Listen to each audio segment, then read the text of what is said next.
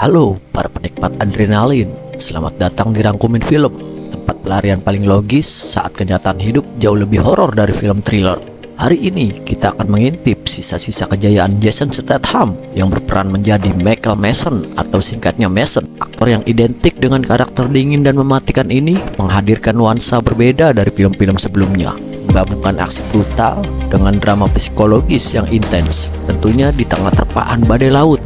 Kita akan membahas Shelter yang dirilis tahun 2026. Mari kita saksikan bagaimana ketenangan Mason yang mahal berubah menjadi kekacauan oleh kebisingan musuh lama yang rindu akan aroma bubuk mesiu.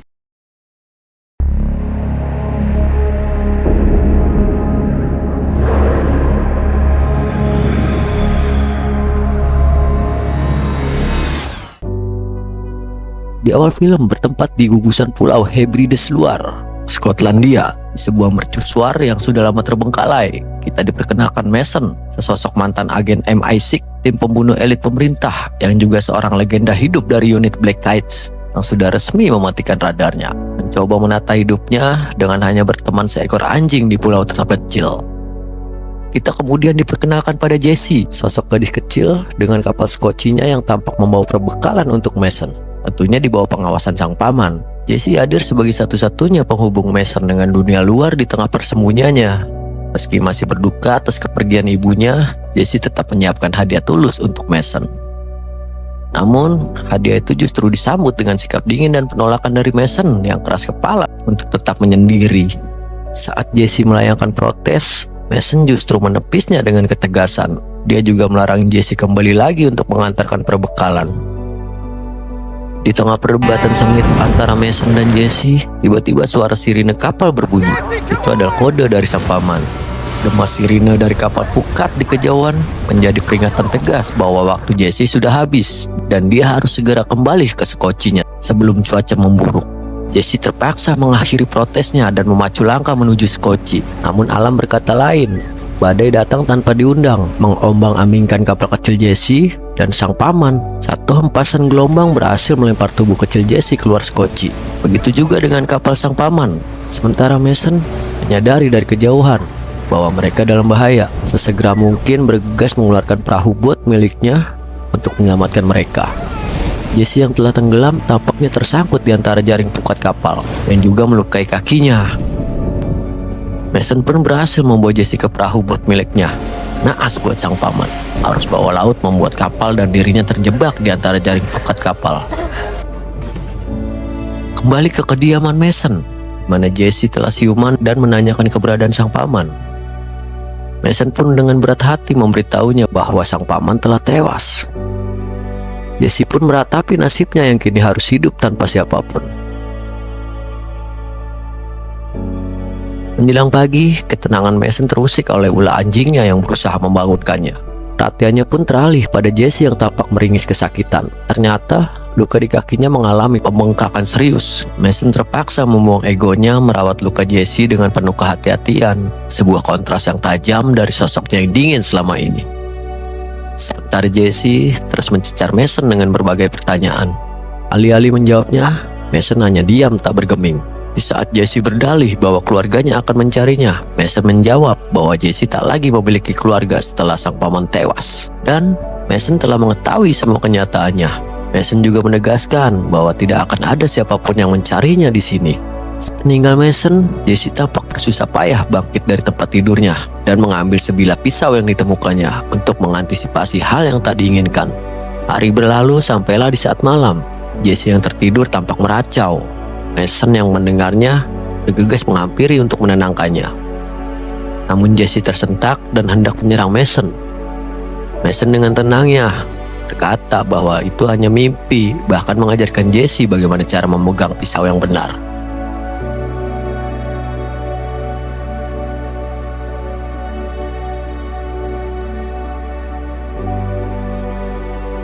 Seiring waktu, keakraban mereka berdua mulai terjalin. Sedikit banyak Jessie telah mengenal siapa Mason. Sebaliknya, Mason juga tak sedingin yang dibayangkan Jessie. Mason melihat kembali luka yang diderita Jessie, namun lukanya ternyata mengalami infeksi. Di saat Jessie menyarankan rumah sakit sebagai langkah pengobatan, Mason bersikeras mengatakan tidak. dan mengambil langkah untuk mencari obat ke kota terdekat dari pulaunya. Sesampainya di kota, langkah Mason menjadi lebih waspada dan penuh perhitungan, menghindari setiap CCTV untuk mencari semua yang dibutuhkan Jesse. Disinilah semua bermula, di mana Mason tampak terekam kamera ponsel salah satu warga yang haus interaksi demi monetisasi. Sementara di pusat pemerintahan London, seorang politisi idealis menentang sistem AIC atau TEA yang meretas data informasi pribadi dan lain-lain, serta menggunakan polanya untuk pemungutan suara penduduk Inggris yang layaknya terjadi di negeri tanda kutip, di mana pemenang ditentukan oleh algoritma bukan suara manusia. Sementara di kantor Perdana Menteri Fordham dan Manafort mengatur strategi untuk menenangkan rakyat Inggris, Fordham pun mengambil langkah untuk menonaktifkan Manafort untuk bekerja di belakang layar. Di markas besar MI6, server utama TEA, di mana mereka menjalankan operasi rahasia untuk mencari teroris dan para agen yang nakal. Sistem mereka berhasil mengidentifikasi sesosok wajah. Ya, didapatlah Timur Sermoyev, seorang teroris yang pernah melakukan pemboman di kedutaan Inggris di Aljazair. Mereka bergerak cepat mengirim pasukan pemburu elit. Beralih ke kediaman Mason, Mason kembali merawat luka Jesse dengan obat-obatan yang telah didapat, serta memberinya pakaian baru untuk dikenakan. Sampai tiba-tiba di mana insting seorang Mason mengatakan ada sesuatu yang terjadi. Benar saja, dari kejauhan Mason melihat kapal boat yang berisi pasukan pemburu mendekati pulau untuk menangkapnya. Mason mengambil langkah taktis menggunakan berbagai perangkap yang telah disiapkan sebelumnya untuk situasi darurat. Jatuhkan pasukan satu persatu, baik itu dengan perangkap maupun pertarungan jarak dekat.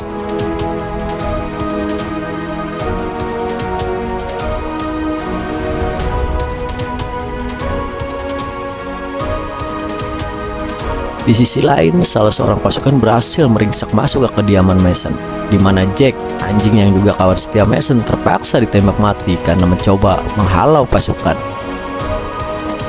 Jesse berhasil ditemukan dan dibawa paksa seorang pasukan.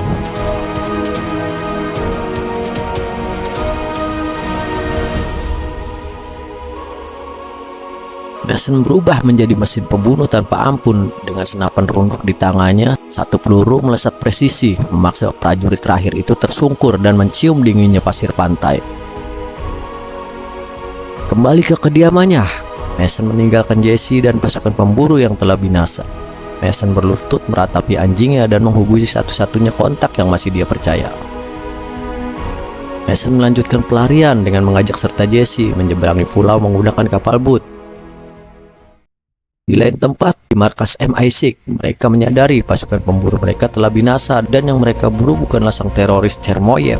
Roberta dan timnya juga berhasil mengidentifikasi siapa Sermoyev sebenarnya, di mana data MI6 atau TEA telah dimanipulasi sebelumnya, dan menemukan ternyata Mason lah yang berada di balik data atau profil Sermoyev. Sementara Manafort juga berhasil mendapat akses pribadi untuk semua pergerakan TEA, bergerak cepat menghubungi Walkman untuk segera mengeksekusi Mason dan sang gadis. MI6 melanjutkan dengan mengirim salah seorang anggota terbaik mereka, Walkman, dan menyiagakan tim unit reaksi cepat yang berada dekat dengan area sekitar. Di tengah pelarian, Mason yang ingin melanjutkan pelarian melalui jalur darat terpaksa mencuri truk. Itu sebelum sang pemilik berhasil memergoki Mason yang sedang mencari kunci. Namun, situasi berhasil dikendalikan. Luka Mason juga mendapat perawatan ala kadarnya. Yang tak diketahui mereka, sang anak pemilik rumah telah menghubungi 911, di mana hal itu juga yang membuat polisi dan Walkman mendapat koordinat keberadaan Mason. Walkman berhasil menembak sang pemilik rumah yang gegabah karena ingin menyelamatkan diri. Setelah melumpuhkan barisan polisi yang mencoba menghadang, Mason kembali memacu pelariannya. Namun, Walkman sudah lebih dulu bergerak untuk memotong jalur. Aksi kejar-kejaran pun pecah di jalan pedesaan yang pastinya jadi tontonan yang buruk untuk pihak asuransi setelah melihat mereka memperlakukan mobil layaknya barang rongsok. Pengejaran berakhir di mana Mason berhasil menjungkir balikan mobil yang dikendarai Walkman. Sementara Mason meneruskan pelariannya menuju kediaman sang rekan. Di tempat terpisah, Roberta menghubungi Manafort untuk menuntut kejelasan mengenai profil Michael Mason. Dengan nada tenang namun mematikan, Manafort membedah siapa Mason sebenarnya. Bukan sekedar tentara, melainkan aset paling elit yang pernah mereka miliki. Seorang prajurit tanpa tanding yang dilatih untuk menghilang dan menghancurkan. Namun, di balik penjelasan teknis itu, Manafort mulai menenun jaring kebohongan. Ia memanipulasi fakta dan menyuapi Roberta dengan informasi palsu, menggambarkan Mason seolah-olah sebagai pengkhianat yang telah kehilangan kewarasan. Kebenaran yang disembunyikan Manafort sangatlah sederhana, namun berbahaya. Di saat Roberta mencerna semua informasi yang diberikan Manafort, Maddie sang rekan menghubunginya untuk melihat apa yang didapat dari server cadangan Black Heights. Ya, disinilah kebenaran tersingkap. Mason membelot bukan karena haus kekuasaan. Ia membantu seorang ilmuwan Iran yang telah memberikan informasi penuh tentang program nuklir mereka. Mason dipaksa membungkam untuk penyangkalan. Ia menolak menyalahgunakan kekuasaan MI6 dan memilih melawan sistem saat diperintahkan untuk membunuh seseorang. Namun bagi Manafort, integritas Mason adalah cacat produksi yang harus segera dimusnahkan. Di balik itu semua, Manafort mengawasi Roberta dan terus bergerak cepat sebelum informasi itu bocor ke pihak lain. Sesampainya di sebuah gereja, Mason dan Jesse berhasil menemui Arthur, seorang rekan lama yang sekaligus penyihir digital, menghabiskan hidupnya di balik barisan kode. Melanjutkan perjalanan, sampailah di kediaman Arthur, di mana Mason akhirnya mengetahui bagaimana dia bisa terlacak. Arthur memberitahunya tentang sistem yang selama ini melihat segalanya, meretas setiap pola, yaitu Thea. Sekali lagi, Thea berhasil melacak keberadaan Mason dan Jesse. Namun, Manafort mengambil alih, menghapus informasi supaya MI6 tak dapat mengakses keberadaan Mason dan menyerahkan eksekusi kepada Workman. Di sisi lain, Mason dan Arthur memikirkan rencana untuk menyelamatkan sang gadis Jesse, yang akhirnya disepakati Mason untuk meminta bantuan kepada Kamal Shah, seorang pelaku kriminal dalam perdagangan manusia yang pernah berurusan dengan Mason. Saat mereka hendak pergi, Workman telah tiba dan bergerak sunyi. Tarungan tak terelakkan, senjata seadanya tak membuat Mason mundur.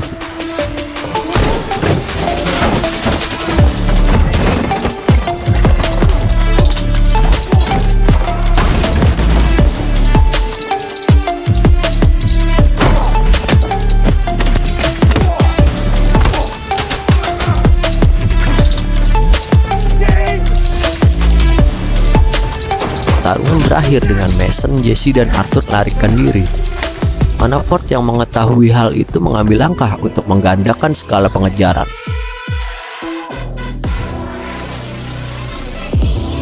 Setelah berpisah dari Arthur, Mason dan Jesse melanjutkan menuju ke London, di mana Mason menuju sebuah klub untuk mengirim Jesse ke luar negeri. Thea kembali melacak keberadaan Mason. Disinilah Maddie mengungkap kebenaran bahwa selama ini ada akses yang menutup pergerakan Thea. Didapati Manafort lah biang semua ini. Maddie pun menutup akses Manafort, sementara Manafort memerintahkan pasukan lainnya untuk mengeksekusi Mason dan Jesse. Roberta juga memberi perintah untuk menangkap Mason dan Jesse hidup-hidup.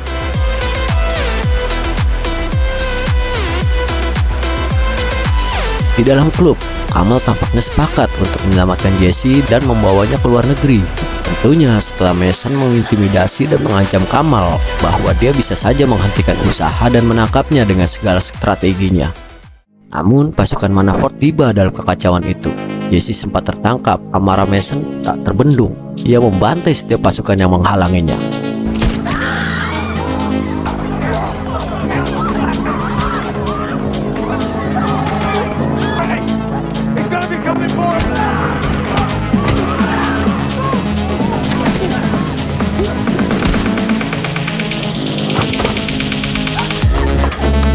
Kembali Jesse dan memacu pelarian menuju Isle of Dogs. Di sana sebuah perahu pelarian telah menunggu di dermaga gelap. Mason berhasil melepas Jesse menuju zona aman. Workman kembali menebar teror dengan peluru.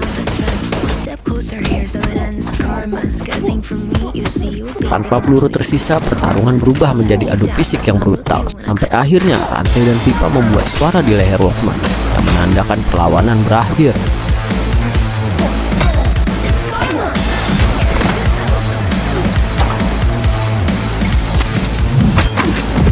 Tak cukup sampai di situ. Mason juga menyambangi kediaman Manafort dibarengi Roberto yang baru dilantik sedang menangani para korban. Sementara Mason menghabisi 2 penjaga Manafort, Manafort mengajaknya bergabung kembali, namun Mason menolaknya dan menghabisinya.